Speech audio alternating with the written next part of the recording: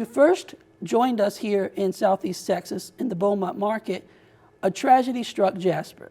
How did the James Byrd tragedy of 25 years ago impact your career?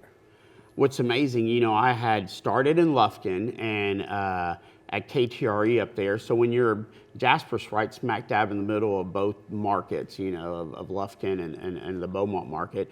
And so I had just started in March here in the Beaumont area. I started reporting, and I had previously been, in fact, one of the last stories actually I did when I was KTRE was that at the time, Governor George W. Bush had visited Jasper. So I had gone to cover that.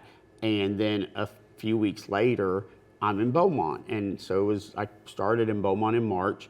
And in June, so the murder of James Byrd happened on a Sunday night. And Monday morning I got there. And my news director, or my executive producer at the time, Scott Lawrence, said, "Hey, Angel, we want you to go up to Lufkin, to Jasper. There's been a murder." And he sent me because he knew I was familiar with East Texas, and he's like, "You know the folks." And I knew the sheriff at the time, which was Sheriff Billy Rolls. So I said, okay. So we went up there. But the reason we went is because there had actually been a murder before, and then a week before, and then there was the murder of James Byrd Jr. So we went there with the angle of, wow, here in Jasper, a small community that's, you know, relatively peaceful, not a crime-ridden area, they had 2 murders in 1 week. Well, then when we got there, the sheriff himself immediately acknowledged, he says, what we have here is something different. And I don't know if he, at the time, if he used the reference hate crime, but he did say it appeared to have been racially motivated. And I mean, everything just changed. I mean, we started from for that, when we went up to interview with the sheriff, it was just, at the time, the 3 stations, Channel 4, Channel 6, Channel 12. I was there for Channel 6. And then the next day, the world was in Jasper, you know, satellite trucks, media from around the world. And, but you know, the way I saw it, I just kept it, you know, because that can be distracting, not only for the community, but even Correct. for local reporters.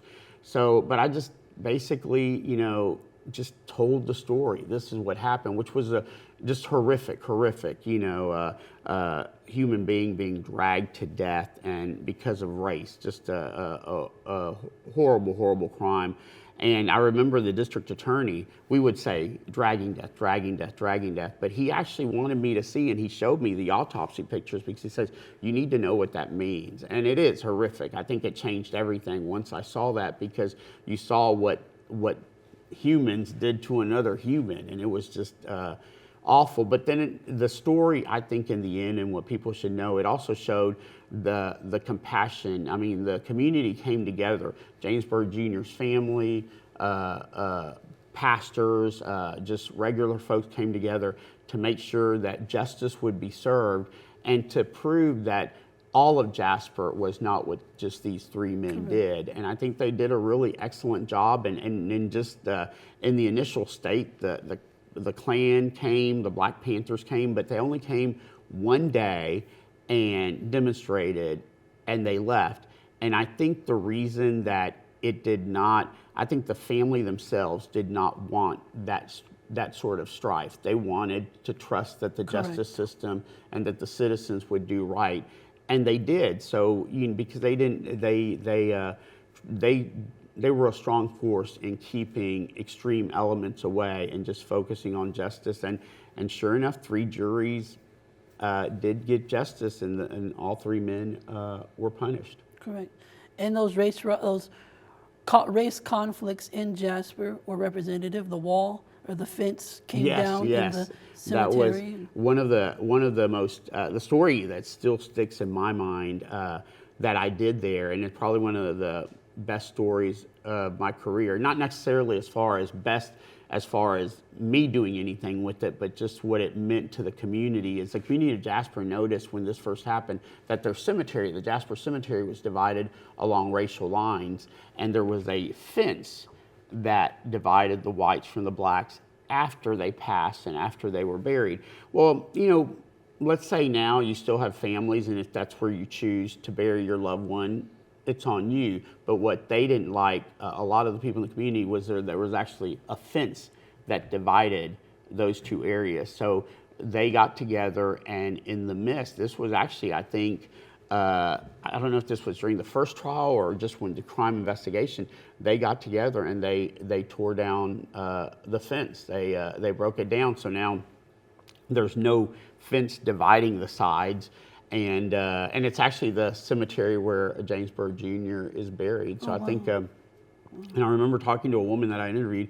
She said she was crying because she said, it's so hard that we're divided in life, and yet to know that after we die, that division continues because of this. So it was, it's a story that really touched me, and I think describes it all. It's sad when we get to the point where even in death we're divided that way. Right. But they took action to change that.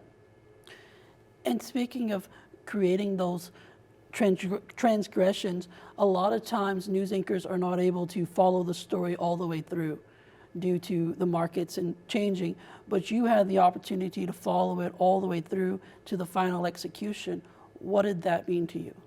Well, it just meant it meant that the job was complete, I guess. It was an honor to, first of all, have the trust of the family and the community to be able to do that, to be able to see it all play out, and it also helps with the fact that I think it's the overall trust that people can put in someone, because I was very honored, just besides the more than 20 years up to the last execution, but before that, from the time the murder happened to the final trial, it was a year and a half, and I was honored that myself and another reporter, a Houston reporter, were the only ones the family invited to a little ceremony they had at the gravesite after the final trial had ended. It was just family members and just a little private moment that the family, and they invited myself and another reporter, Monique Nations, who has passed, but she was and another, Joyce King, 3 reporters, and all 3 of us were able to be together there with the family, and that meant a lot because obviously they had trusted the coverage we had given.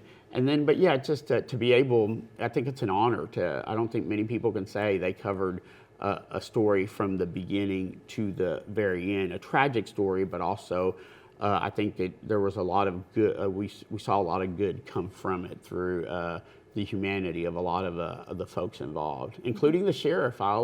Sheriff Billy Rolls, I think I don't think many sheriffs would have many law enforcement folks would have handled it as well as he did, that he was not afraid to say what it was from the beginning and to reach out for help from the FBI, knowing that this might be too much for his department to do. So he definitely, as far as the family and Sheriff Rolls, they get a lot of credit for the success of making sure justice happened.